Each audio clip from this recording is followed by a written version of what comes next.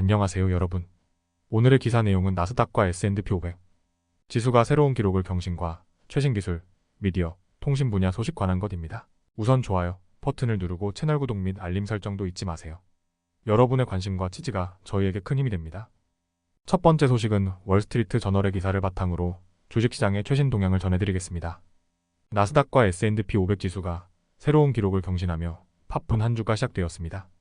지금부터 주요 뉴스를 체계적으로 설명해드리겠습니다. 먼저 나스닥 종합지수와 S&P 500 지수가 월요일에 역대 최고치를 경신했습니다. 이번 주는 매우 중요한 주입니다. 연방준비제도 이사회 의장 제롬 파월이 화요일과 수요일에 의회에서 연설을 할 예정이며 투자자들은 목요일에 발표될 인플레이션 수치를 주목하고 있습니다.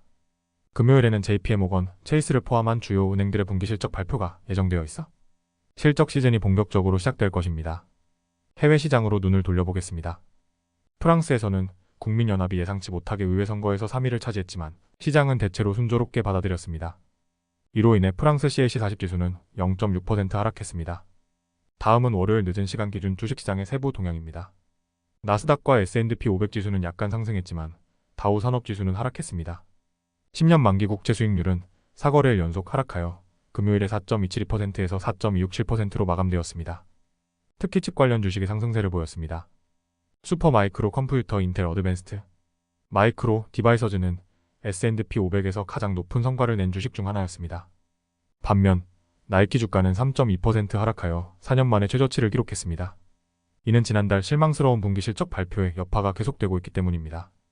코닝의 주가는 급등했습니다.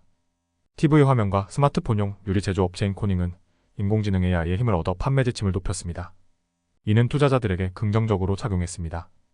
마지막으로 석유 시장에 대해 말씀드리겠습니다. 석유 가격은 허리케인 베리를 추적하는 트레이더들에 의해 하락했습니다.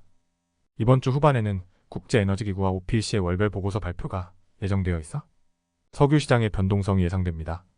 오늘의 뉴스는 여기까지입니다. 앞으로 있을 연준 의장의 연설과 인플레이션 지표, 그리고 주요 은행들의 실적 발표가 주식시장에 어떤 영향을 미칠지 지켜봐야겠습니다. 다음 기사는 월스트리트 저널의 최신 기술, 미디어, 통신 분야 소식을 전해드립니다. 오늘은 시장에서 일어나고 있는 주요 사건들을 다뤄보겠습니다. 첫 번째, 최근 CIRC-ANA의 보고서에 따르면 5월 한 달 동안 미국에서 비디오 게임, 하드웨어, 콘텐츠, 액세서리에 대한 소비자 지출이 전년 대비 6% 감소하여 40억 달러를 기록했습니다. 하드웨어 지출이 40% 급락하면서 이러한 감소를 주도했는데요. 이는 2개월 연속 감소입니다. 하지만 2023년 첫 5개월 동안 업계 전체 매출은 2% 증가했으며 이는 주로 모바일 게임 지출 증가 덕분이라고 합니다. 두 번째, SKYDNC 미디어 소식입니다. SKYDNC 미디어는 패러마운트 글로벌과의 복잡한 합병 거래가 무산될 경우 4억 달러의 해지 수수료를 받게 된다고 밝혔습니다. 이 거래에는 패러마운트가 다른 잠재적 입찰자로부터 제안을 받을 수 있는 45일간의 고샤프 기간이 포함되어 있습니다. 패러마운트 이사회는 더 나은 제안을 찾기 위해 이 절차를 진행 중이라고 합니다. 세 번째 소식은 캐나다 통신사들의 가격 전쟁입니다. CIBC의 분석가 스테퍼니 프라이스는 이로 인해 수익에 부정적인 영향을 미칠 가능성이 있다고 경고했습니다. 가격 경쟁이 심화되면서 2분기 조정된 EBITDA가 예상보다 낮아질 것으로 보입니다. 모든 기존 업체가 프리덤 모벌과 맞춰 가격을 인하하며 치열한 경쟁을 벌이고 있습니다. 네 번째는 시너플렉스에 대한 소식입니다. 내셔널 뱅크 오브 캐너더의 애널리스트 애덤 샤인에 따르면 할리우드 파업으로 인한 콘텐츠 부족으로 시너플렉스의 박스 오피스 수익이 감소할 가능성이 크다고 합니다. 2분기 박스 오피스 수익이 기대치에 미치지 못했으며 6월 수익은 전년 대비 6% 감소할 것으로 예상됩니다. 다섯 번째 소식은 차이너 모벌입니다. 52시 리서치팀은 차이너 모벌이 중국의 클라우드 수요 증가로 혜택을 볼 것으로 전망했습니다.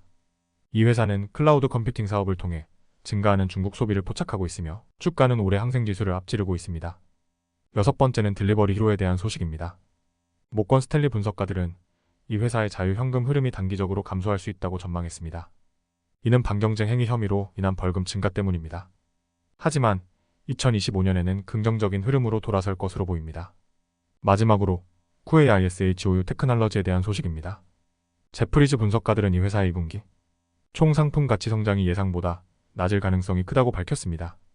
그러나 다각화된 모델과 견고한 비용 관리를 고려해 매출과 수입 추정치는 유지했습니다. 오늘은 여기까지입니다. 다음 영상에서 더 유익하고 흥미로운 내용으로 찾아뵙겠습니다. 이 영상은 투자 의견이 아닙니다. 매우 감사합니다.